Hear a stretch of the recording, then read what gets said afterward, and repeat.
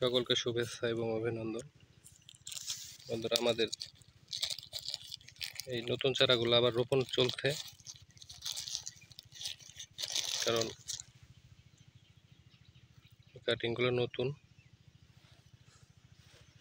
এই যে এখানে মাটি একটু উঠাই দেওয়ার পরে এই যে দেখেন মাটি দিয়ে ঢেকে দেব, রোপণ হয়ে গেল।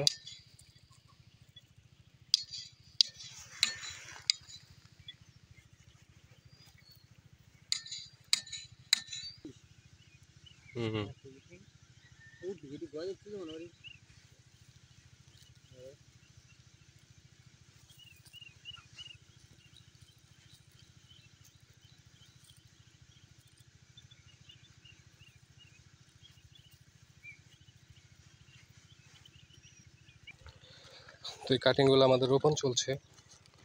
আপনারা যারা এখনো রোপণ করবেন সমস্যা নাই, রোপণ করতে পারেন। এই গাছগুলো এখনো 8-10 ফিট লম্বা হয়ে যাবে।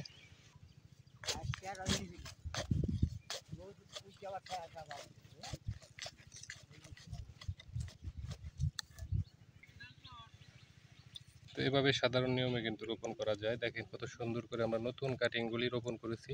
তো এগুলো এখনো 8-10 ফিট লম্বা হবে মাশাআল্লাহ। এগুলা মিনিমাম 15 থেকে 35 কেজি পর্যন্ত ফলন হবে এগুলা, কারণ এটা বৈশাখ মাস চলে, কোনো সমস্যা নাই।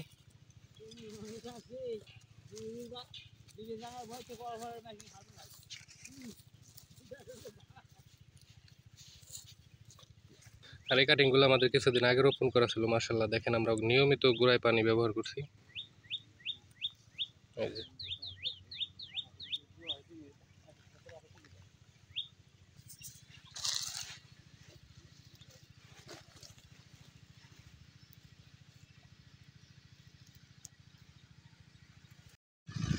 আমরা ছোট বড় সব ধরনের গাছে কিন্তু পানি দিয়ে দিচ্ছি বন্ধুরা।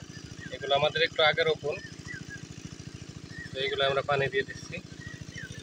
ওই দেখেন এগুলো আমরা পানি দিয়ে দিচ্ছি দ্রুত। পানি না দিলে দ্রুত সময়ে গাছের গোড়াগুলো শুকায় যায়, গাছগুলো একদম শুকায় যায়।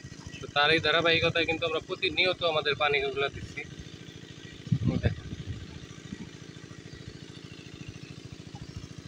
তো বন্ধুরা, এই কুল গাছ রোপণের পরেই কিন্তু আমরা এই যে ঢালাই, একদম ঢালাই সেচ দিয়ে দিলাম, কারণ ঢালাই সেচ না দিলে দ্রুত শুকায় যাচ্ছে। এই দেখেন আমরা কিন্তু ঢালাই সেচ ব্যবহার করছি এই যে নতুন কাটিংগুলোতে। ঢালাই সেচ না দিলে কিন্তু সমস্যা হবে, গাছগুলা শুকায় যায়, মারা যাবে। কারণ এই রোদের তাপে কিন্তু এই গাছগুলো একদম শুকায় যাওয়ার পরেই মারা যায়। এই জন্য আমরা এই যে ঢালাই সেচের ব্যবস্থা করছি। ধন্যবাদ, সাথেই থাকবেন।